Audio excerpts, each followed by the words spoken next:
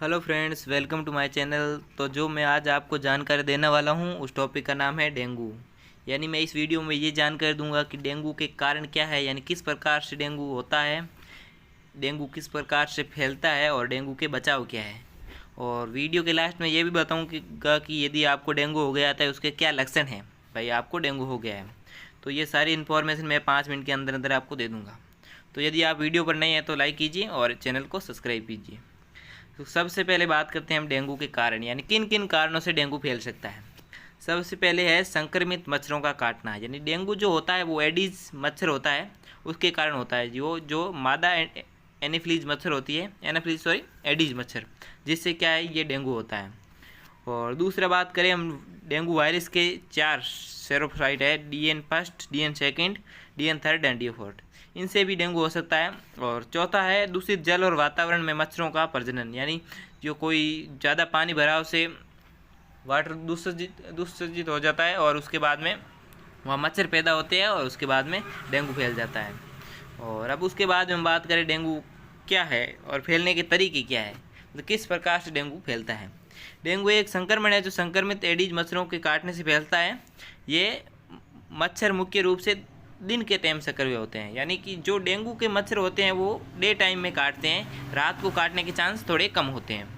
तो सबसे पहले जो फैलने के तरीके दिख रहे हैं आपको, इसमें पहला है संक्रमित मच्छर का काटना, यानी जब एक संक्रमित मच्छर किसी व्यक्ति को काटता है तो वायरस रक्त प्रवाह में प्रवेश कर जाता है। यानी संक्रमित मच्छर हमारी बॉडी में काटता है तो क्या है, जो ब्लड फ्लो है उसमें चला जाता है उसका वायरस, और जिससे हमें डिजीज हो जाती है। दूसरा मच्छरों का प्रजनन, ये भी क्या है कि हमारे घर के आसपास गड्ढे और पानी जमा होने के कारण मच्छरों का लार्वा उत्पन्न होता है और इससे ये डिजीज होती हैं। अब हम बात करें डेंगू के बचने के उपाय, यानी किस किस तरीके से हम बच सकते हैं डेंगू डिजीज होने से।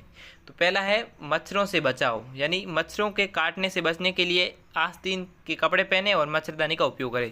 यानी जब भी आप सोते हैं तो मच्छरदानी का उपयोग करें एंड आस्तीन का भी के कपड़े पहने।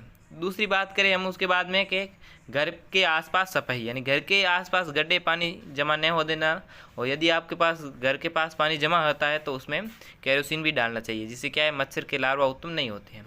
तीसरा है मच्छर नियंत्रण, यानी मच्छरों की संख्या को नियंत्रित करने के लिए आवश्यक कदम उठाए, जैसे कि मच्छर भगाने वाली दवाई कोयल था इसका उपयोग करें। जब भी आप सोते हैं तो कोयल लगाकर सोना चाहिए और मच्छर भगाने वाली दवाइयाँ भी काम में लेनी चाहिए, जिससे क्या है मच्छर की संख्या कम हो जाती है और डेंगू होने के चांस कम होते हैं। और चौथा है जागरूकता, यानी डेंगू के लक्षणों और बचाव के तरीकों के बारे में लोगों को जागरूक करना चाहिए तथा लोगों को पता चल सके कि डेंगू इस प्रकार से फैलता है और इस प्रकार से हम डेंगू डिजीज से बच सकते हैं। जैसे कि यहाँ बचाव दिए हुए हैं, ऐसे बचाव लोगों को बता देते हैं, जिससे क्या है लोग जागरूक हो जाएंगे और उनमें डेंगू होने के चांस कम हो जाएंगे। अब हम बात करते हैं कि डेंगू के संकेत। यदि आपको डेंगू हो गया है, संकेत बोले, साइन बोले या सिम्टम बोल सकते हैं इसे, जैसे हिंदी में बोलते हैं लक्षण। क्या लक्षण है कि हमें पता चलेगा कि डेंगू हो गया है हमें। तो सबसे पहला लक्षण है बुखार, यानी फीवर तेज बुखार है जो अचानक से हो सकता है, यानी अचानक से आ सकता है। दूसरा है सिर दर्द, तेज सिर दर्द जो अक्सर आंखों के पीछे महसूस होता है, यानी हेडेक के साथ जो हमारी आंखें होती है उसके पोस्टीरियर साइड में हमें पेन होता है। और चौथा है सिर में दर्द या शरीर में दर्द, मांसपेशियों और जोड़ों में दर्द, ठीक है। त्वचा पर चकत्ते, यानी जब हमारे डेंगू गंभीर हो सकता है तो उसमें क्या है, जो स्किन है उस पर चकत्ते बन सकते हैं, स्कार बन सकते हैं, लीजन हो सकते हैं, लाल चकत्ते या धब्बे बन सकते हैं।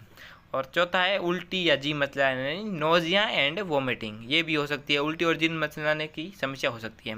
और जो लास्ट में है थकान, ये क्या है, अत्यधिक थकान और कमजोरी। ये थकान क्या है, हर डिजीज में कॉमन है।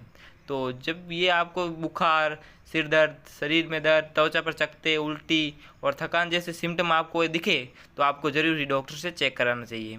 Thank you for cooperate. मिलते हैं अगले वीडियो में, तब तक के लिए धन्यवाद।